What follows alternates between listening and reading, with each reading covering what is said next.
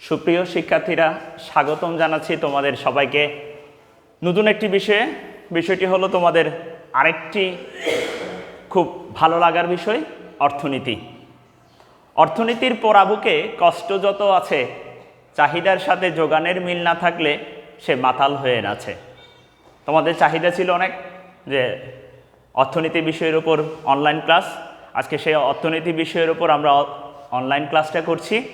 আজকে যে বিষয়টি নিয়ে আমরা আলোচনা করব সেটি হলো তোমাদের অর্ধয়ে চতুর্থ অধ্যায়, অর্থাৎ তোমাদের জন্য যে সিলেবাস আছে তার চতুর্থ অধ্যায়ের উৎপাদন ও সংগঠন বিষয়ে আলাপ করব, প্রোডাকশন অ্যান্ড অর্গানাইজেশন। আমি বিশ্বজিৎ চৌধুরী, সহকারী শিক্ষক ইংরেজি এবং অর্থনীতি। তোমাদের সবাইকে স্বাগতম জানাচ্ছি আমার আজকের এই ক্লাসে। আজকে যে বিষয়টি নিয়ে আমরা আলাপ করব সেটি হচ্ছে উৎপাদন ও সংগঠন, প্রোডাকশন অ্যান্ড অর্গানাইজেশন। এই বিষয়ের মধ্যে আমরা জানব যে বিষয়গুলো আজকের টপিকসে, সেগুলো হলো তোমার মোট উৎপাদন,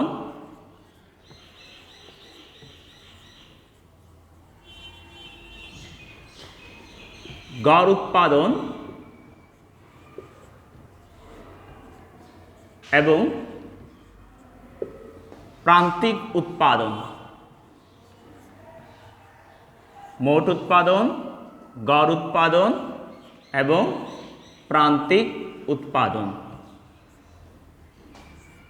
টোটাল প্রোডাকশন,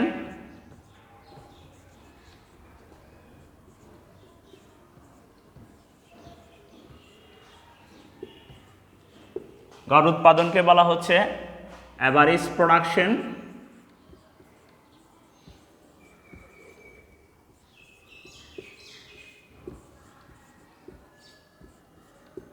এরপর মার্জিনাল প্রোডাকশন, মার্জিনাল প্রোডাকশন,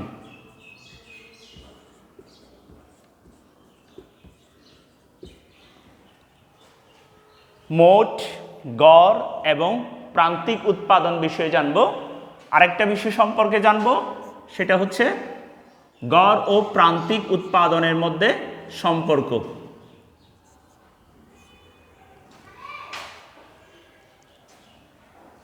গড় ও প্রান্তিক উৎপাদনের মধ্যে সম্পর্ক।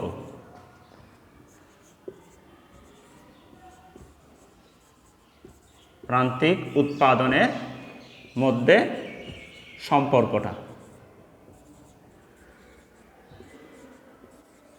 Relation between average and marginal production. তাহলে শুরুতে আমরা মোট উৎপাদন, গড় উৎপাদন, প্রান্তিক উৎপাদন কাকে বলে সে বিষয়গুলো একটু জেনে নেই।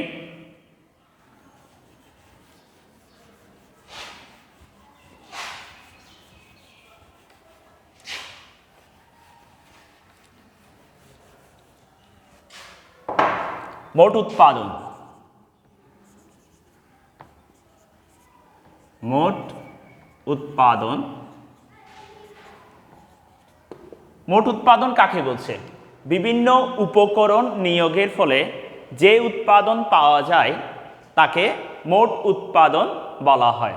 আমি আবারও বলছি, বিভিন্ন উপকরণ নিয়োগের ফলে মোট যে উৎপাদন পাওয়া যায়, অর্থাৎ যে উৎপাদন পাওয়া যায় তাকে বলা হচ্ছে মোট উৎপাদন। তো উপকরণগুলো কি কি? উৎপাদনের জন্য উপকরণগুলো আমরা একটু দেখি। উৎপাদনের উপকরণ, আমরা যখন আমাদের নিয়মিত শ্রেণী কার্যক্রম চলছিল তখন আমরা তোমাদেরকে বলেছি উৎপাদনের উপকরণ হচ্ছে 4টি: ভূমি, শ্রম, মূলধন, সংগঠন। কি কি একটু খেয়াল করি আমরা। ভূমি, দ্বিতীয় হচ্ছে শ্রম, 3 নাম্বার হচ্ছে মূলধন, চতুর্থ হচ্ছে সংগঠন। ভূমি, শ্রম, মূলধন, সংগঠন। Land, labour, capital and organization.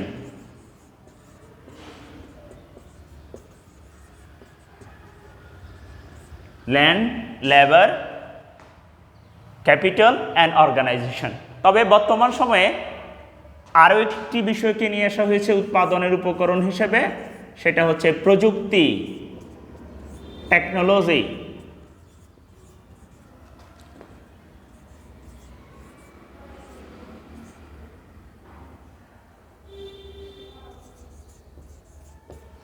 This one is also an important factor in production sector because without technology you cannot upgrade your production level.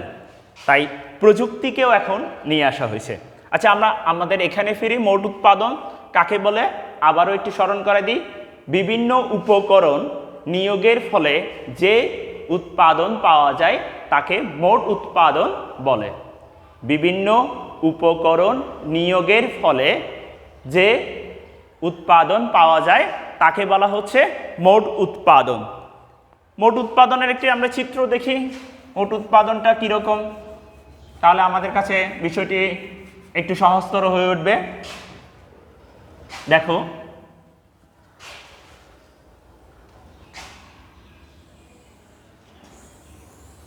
আমি একটি লম্ব অক্ষ এখন ভূমি অক্ষ অঙ্কন করলাম। এখানে দিলাম ও এক্স, এপাশে ও ওয়াই। মোট উৎপাদন রেখাটা আমার এরকম, এই গেল, এই চলে আসলো। এদিক থেকে উঠার সময় একটু প্রথমে কম ছিল, তারপর বেড়ে একটা সর্বোচ্চ পর্যায়ে চলে গেছিল।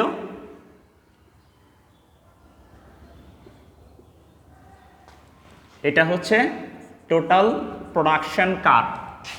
আমি ON পরিমাণ উৎপাদনের উপকরণ ব্যবহার করেছি এবং এখানে সর্বোচ্চ পরিমাণ উৎপাদন আমি পেয়েছি। এদিকে উৎপাদনের উপকরণ উৎপাদন, আর এদিকে হচ্ছে উপকরণ নিয়োগ, উপকরণ নিয়োগ। তাহলে এটা হচ্ছে আমার মোট উৎপাদন রেখা, টোটাল প্রোডাকশন কার্ভ। একটা পর্যায় পর্যন্ত এখানে তোমার এটা সীমিত ছিল, অর্থাৎ এখান থেকে তুমি যদি একটা অক্ষ অঙ্কন করো তাহলে দেখবা এটা একটা পর্যায় পর্যন্ত একটা নির্দিষ্ট হারে বেড়েছে, তারপর সর্বোচ্চ হয়েছে, তারপর আস্তে আস্তে কমেছে। এটাই হচ্ছে আমার কি টোটাল প্রোডাকশন কার্ভ। তাহলে মোট উৎপাদন আমরা জেনেছি। এরপর আমরা জানব গড় উৎপাদন কাকে বলে। এবার আমাদের হচ্ছে গড় উৎপাদন। মোট উৎপাদনের পরে আমরা চলে আসছি গড় উৎপাদন, অ্যাভারেজ প্রোডাকশন, অ্যাভারেজ প্রোডাকশন। গড় উৎপাদন কাকে বলছে? মোট উৎপাদনের পরিমাণকে যদি আমরা মোট উপকরণ দ্বারা ভাগ করি তাহলে যে উৎপাদনটি পাওয়া যাবে তাকে বলছি আমরা গড় উৎপাদন। আমি বিষয়টি আবারও একটু বলি। মোট উৎপাদনের পরিমাণকে মোট উপকরণ দ্বারা ভাগ করলে, অর্থাৎ এখানে আমরা উপকরণ একটি ব্যবহার করছি, ধরে নিলাম শ্রম, অন্যগুলো স্থির রয়েছে। মোট উৎপাদনের পরিমাণকে উপকরণের পরিমাণ দ্বারা ভাগ করলে যে উৎপাদন পাওয়া যায় তাকে বলা হচ্ছে গড় উৎপাদন। তাহলে গড় উৎপাদনের জন্য নিচে একটা সূত্র আছে, অ্যাভারেজ প্রোডাকশন। অ্যাপি সমান তোমার হচ্ছে মোট উৎপাদন, মোট উৎপাদন যেটাকে বলা হচ্ছে টোটাল প্রোডাকশন, মোট উৎপাদন আর হচ্ছে মোট শ্রম উপকরণ ডিভাইডেড বাই মোট শ্রম উপকরণ।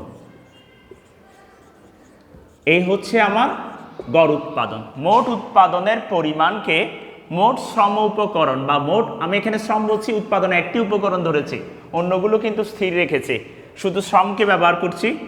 মোট উৎপাদনের পরিমাণকে মোট উপকরণ বা মোট শ্রম উপকরণ দ্বারা ভাগ করলে যে উৎপাদন পাওয়া যায় তাকে বলা হচ্ছে গড় উৎপাদন, অ্যাভারেজ প্রোডাকশন। তো এরপর আমরা আসি প্রান্তিক উৎপাদন কাকে বলে। মোট উৎপাদন দেখলাম, গড় উৎপাদন দেখলাম, প্রান্তিক উৎপাদনটা দেখি। প্রান্তিক উৎপাদন, প্রান্তিক উৎপাদন, মার্জিনাল প্রোডাকশন, মার্জিনাল প্রোডাকশন। হ্যাঁ, প্রান্তিক শব্দের অর্থটা হচ্ছে শেষোক্ত। ধরো আমার এই ক্লাসরুমটাতে 60 জন ছাত্রছাত্রী আছে, আরেকজন এসে বলল মে কামিং স্যার, তা আমি বললাম ইয়েস কামিং, তখন সে হলো 61 নাম্বার ছাত্র অথবা ছাত্রী। তাহলে প্রান্তিক হচ্ছে শেষোক্ত, শেষে যে আসলো। তাহলে প্রান্তিক উৎপাদন কাকে বলছে সে বিষয়টা আমাদেরকে একটু জানতে হবে। উৎপাদনের উপকরণের পরিবর্তনের ফলে, আবারও বিষয়টি বুঝো, উৎপাদনের উপকরণের পরিবর্তনের ফলে, অর্থাৎ প্রোডাকশন লেভেলে আমি গেলাম, আমার কাছে উৎপাদনের উপকরণগুলো আছে, ধরো ভূমি, শ্রম, মূলধন, সংগঠন। এর মাধ্যমে শ্রম পরিবর্তনশীল, তারপর মূলধন পরিবর্তনশীল। তো উৎপাদনের আমি উপকরণ পরিবর্তন করলাম, ধরো শ্রম পরিবর্তন করেছি। তো উৎপাদনের উপকরণের পরিবর্তনের ফলে মোট উৎপাদনের যে পরিবর্তন হয় তাকে বলা হচ্ছে প্রান্তিক উৎপাদন। ধরো এখানে 10 জন শ্রমিক মিলে তোমার 100টি শার্ট উৎপাদন করেছে, 100টি শার্ট কি করেছে? উৎপাদন করেছে। তাহলে এটা এখানে আমি যদি ধরি টোটাল প্রোডাকশন কত আমার 100, আমার অ্যাভারেজ প্রোডাকশন কত?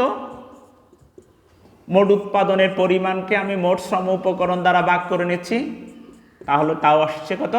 10। এখন দেখো আমি এই 10 জন শ্রমিকের পর আমি আরেকজন শ্রমিক নিযুক্ত করলাম এখানে, তাহলে আমার হচ্ছে সেটা শ্রমিক হইল কত? 11 জন। 10 জনের পর আমি আরেকজন +1 একজন যোগ করেছি, তাহলে কতজন শ্রমিক হলো? 11 জন। এখন 11 জন হওয়ার ফলে আমার শার্ট হয়েছে কটা? 110টি। তাহলে আমার 11 নম্বর শ্রমিকের, 11 জন না, সে যে শেষে এসেছে 11 নম্বর শ্রমিকের উৎপাদন হচ্ছে কয়টা বেড়েছে দেখো, এখন হচ্ছে 110, আগে ছিল 100। তাহলে সে আসার পরে বেড়েছে কয়টা? 10টা। তাহলে 11 নম্বর শ্রমিকের প্রান্তিক উৎপাদন হচ্ছে কত? 10। তাহলে বিষয়টিকে আমরা এভাবে কি করতে পারি? উৎপাদনের পরিবর্তন, ডেল টিপি, এই ডেল দ্বারা পরিবর্তন বোঝাচ্ছে। কিসের পরিবর্তন হচ্ছে? শ্রম উপকরণের পরিবর্তন, অর্থাৎ ডেল এল। শ্রমের পরিবর্তনের ফলে মোট উৎপাদনের উপকরণের যে মোট উৎপাদনের যে পরিবর্তন হয়েছে তাকে আমরা বলছি প্রান্তিক উৎপাদন। তাহলে মোট উৎপাদন, গড় উৎপাদন, প্রান্তিক উৎপাদন বুঝলাম। এরপর আমরা মোট উৎপাদন এবং গড় উৎপাদন, প্রান্তিক উৎপাদন পড়ার পর গড় এবং প্রান্তিক উৎপাদনের সাথে যে সম্পর্ক আছে সেই সম্পর্কটা নিয়ে একটা চিত্রভিত্তিক ব্যাখ্যা আছে, সেই বিষয়টি নিয়ে আমরা আলাপ করব। যেটা করছি সেটা হলো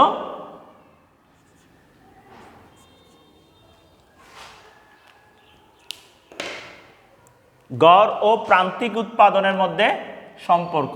গড় ও প্রান্তিক উৎপাদনের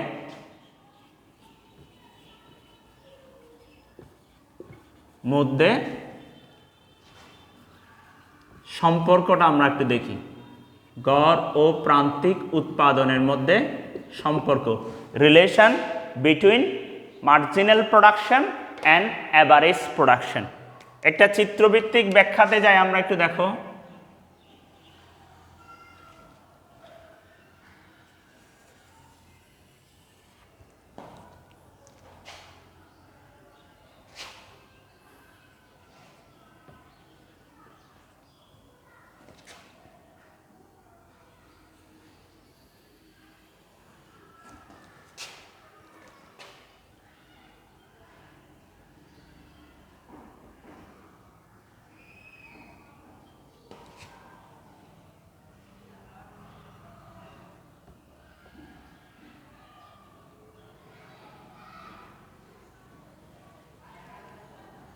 এটা আমার গড় উৎপাদন রেখা এপি, এর উপর দিয়ে যেটা যাচ্ছে সেটা হচ্ছে তোমার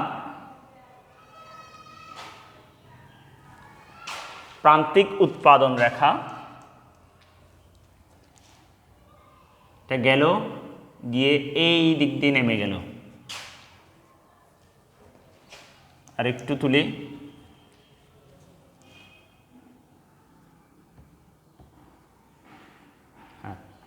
এটা হচ্ছে আমার প্রান্তিক উৎপাদন রেখা এমপি, মার্জিনাল প্রোডাকশন কার্ভ। এখানে আমার গড় উৎপাদন এবং প্রান্তিক উৎপাদন সমান হয়েছে। গড় উৎপাদন এই ই বিন্দুতে গড় উৎপাদন এবং প্রান্তিক উৎপাদন কি হলো, সমান হলো। এটা ধরো আমি ও এন পরিমাণ আমার শ্রম উপকরণ, এখানে ধরো এটা দেখলাম ও এন ওয়ান, এরপর এখানে আসলাম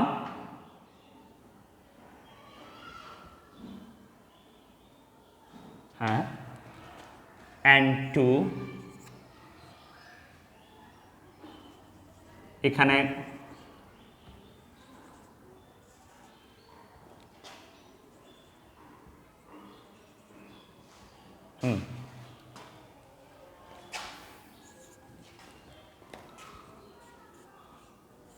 এদিকে আমি উপকরণ নিয়োগ দেখালাম।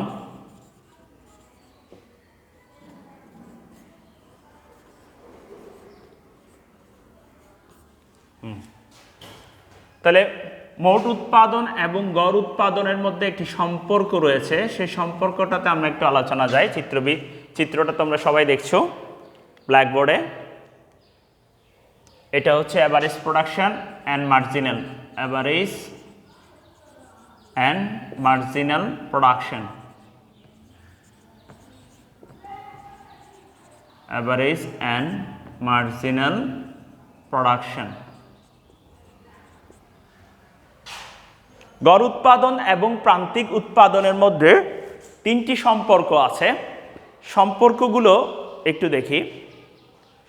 গড় উৎপাদন এবং প্রান্তিক উৎপাদনের মধ্যে যেই চিত্রটা আমরা অঙ্কন করেছি সম্পর্ক দেখানোর জন্য, সেখানে দেখলাম প্রান্তিক উৎপাদন যখন বাড়ে গড় উৎপাদনও তখন বাড়ে।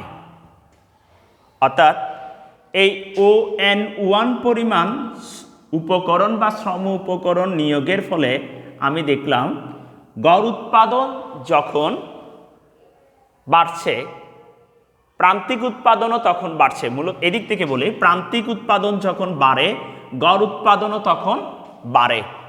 কিন্তু গড় উৎপাদন যে হারে বাড়ে তার চেয়ে প্রান্তিক উৎপাদন বেশি হারে বাড়ে। কি বললাম? প্রান্তিক উৎপাদন যখন বাড়ে গড় উৎপাদনও তখন বাড়ে, কিন্তু প্রান্তিক উৎপাদন এর চেয়ে গড় উৎপাদন কম হারে বাড়ে। অথবা উল্টো দিক থেকে যদি বলি, প্রান্তিক উৎপাদন গড় উৎপাদনের চেয়ে বেশি হারে বাড়ে, অর্থাৎ প্রান্তিক উৎপাদনটা গড় উৎপাদনের চেয়ে বেশি হয়, যার কারণে এমপি রেখাটা এপি রেখার উপরে অবস্থান করে। অর্থাৎ গড় উৎপাদন যে হারে বাড়ে প্রান্তিক উৎপাদন তার চেয়ে বেশি হারে বাড়ে, যার ফলে এমপি রেখাটা এপি রেখার উপরে অবস্থান করে। একটা পর্যায়ে আসার পর প্রান্তিক উৎপাদন যখন কমতে থাকে, এই যে দেখো গেল বাড়লো এতটুকু পর্যন্ত, তারপর বাড়ার পর কমছে, কমার সময়ে গড় উৎপাদন কিন্তু আছে, একটা বৃদ্ধির ধারা অব্যাহত আছে। একটা সময়ে এসে দেখবা গড় উৎপাদন এবং ও এন, এখানে ON1 পরিমাণ ছিল, ON উপকরণ নিয়োগের স্তরে এসে গড় উৎপাদন এবং প্রান্তিক উৎপাদন সমান হয়েছে। এই ই বিন্দুতে এসে কি হলো? সমান হলো। অর্থাৎ প্রথমে বললাম গড় উৎপাদন যখন বাড়ে প্রান্তিক উৎপাদনও তখন বাড়ে, কিন্তু প্রান্তিক উৎপাদন গড় উৎপাদনের চেয়ে বেশি হারে বাড়ে। এরপর গড় ও প্রান্তিক উৎপাদন সমান হয়। এরপরে গিয়ে গড় প্রান্তিক উৎপাদন যখন কমে তখন গড় উৎপাদনও কমে। বাড়ার সময় দুজনেই বাড়ছিল, অর্থাৎ দুটি উৎপাদনেই বাড়ছিল, প্রান্তিকও বাড়ছিল, গড়ও বাড়ছিল, কিন্তু গড়ের চেয়ে প্রান্তিক বেশি হারে বাড়ছিল, যার কারণে প্রান্তিক রেখাটা উপরে ছিল। এরপর একটা পর্যায়ে এসে গড় উৎপাদন প্রান্তিক উৎপাদন সমান হয়েছে ON পরিমাণ উপকরণ নিয়োগের সময়। তৃতীয় পর্যায়ে গিয়ে প্রান্তিক উৎপাদন যখন কমছে গড় উৎপাদনও তখন কমছে, কিন্তু প্রান্তিক উৎপাদন যে হারে কমে গড় উৎপাদন তার চেয়ে বেশি হারে কমে, যার কারণে এবার এপি রেখাটা কিন্তু এমপি রেখার উপরে অবস্থান করছে। এখানে কিন্তু এপি রেখার উপরে ছিল কে? এমপি রেখাটা। এবার কিন্তু এমপি রেখার উপরে এপি রেখাটা অবস্থান করছে।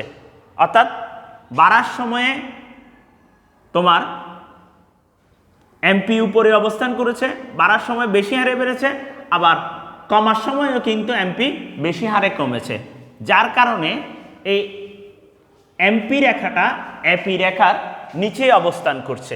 তাহলে what is the relation between average and marginal production? তিনটে সম্পর্ক আমরা বিবেচনা করছি। গড় উৎপাদন যখন বাড়ে প্রান্তিক উৎপাদনও তখন বাড়ে, কিন্তু গড় উৎপাদন যে হারে বাড়ে প্রান্তিক উৎপাদন তার চেয়ে বেশি হারে বাড়ে, যার কারণে এই এমপি রেখাটা এপি রেখার উপরে অবস্থান করে। ON1 পর্যন্ত যখন আমি ব্যবহার করলাম তখন সেটি এতটুকুতে ছিল। এরপর যখন ON1 এর পর ON পরিমাণ যখন আমি শ্রম উপকরণ নিয়োগ করেছি তখন প্রান্তিক উৎপাদন আস্তে আস্তে কমছিল, গড় উৎপাদনও একটা পর্যায় বজায় রেখে সেটাও কমার দিকে যাচ্ছিল। একটা পর্যায়ে এসে এই ই বিন্দুতে এসে এটা সমান হয়েছে, অর্থাৎ গড় উৎপাদন প্রান্তিক উৎপাদন সমান হয়েছে। উপকরণ নিয়োগের পরিমাণ যখন আরও বাড়ালাম অভ্যন্তরীণ ও বাহ্যিক অমিতব্যয়িতার কারণে, তখন গড় উৎপাদনও কমছে প্রান্তিক উৎপাদনও কমছে, কিন্তু প্রান্তিক উৎপাদনের যে হারে কমছে গড় উৎপাদন তার চেয়ে কিন্তু কম হারে কমছে, অর্থাৎ প্রান্তিকটা বেশি হারে কমছে। তখন বাড়ার সময় সে বেশি হারে বাড়ছিল, কমার সময় সে বেশি হারে কমছিল। এই ON2-তে গেলে তখন দুটোটাই কিন্তু কমছে, কিন্তু প্রান্তিক বেশি হারে কমছে। তাহলে সম্পর্কটা হচ্ছে তিন প্রকারের।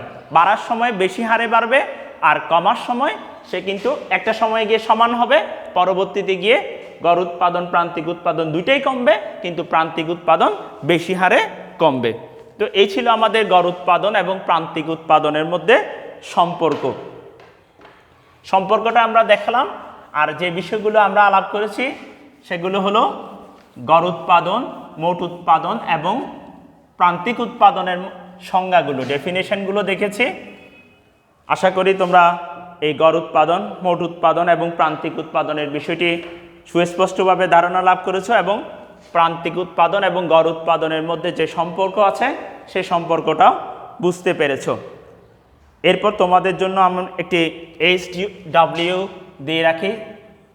আমাদের পরিস্থিতি যখন স্বাভাবিক হবে, আমরা যখন আবার শ্রেণীকক্ষে ফিরব, তখন এই বিষয়টি নিয়ে তোমরা আমাদের সামনে একটি ক্লাস নোট উপস্থাপন করবা। সেটা হলো প্রান্তিক উৎপাদনের সংজ্ঞা দাও। প্রশ্নটা তোমরা একটু লিখে নাও। প্রান্তিক উৎপাদনের সংজ্ঞা দাও।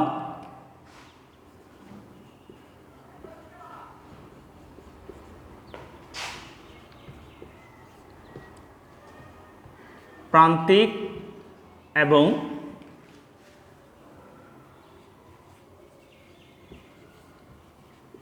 গড় উৎপাদনের মধ্যে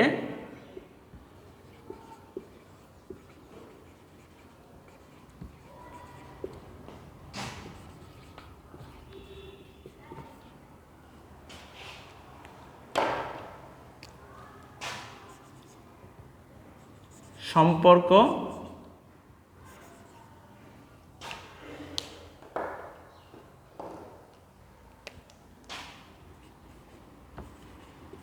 ব্যাখ্যা করো।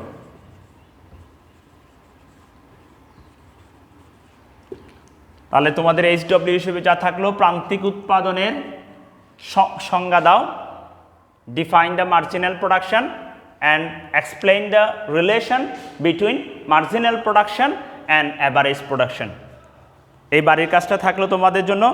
আশা করি বৈতলী উচ্চ বিদ্যালয়ের যে অনলাইন ক্লাসগুলো আছে, সেই অনলাইন ক্লাসগুলো তোমরা ভালো করে পর্যবেক্ষণ করছো।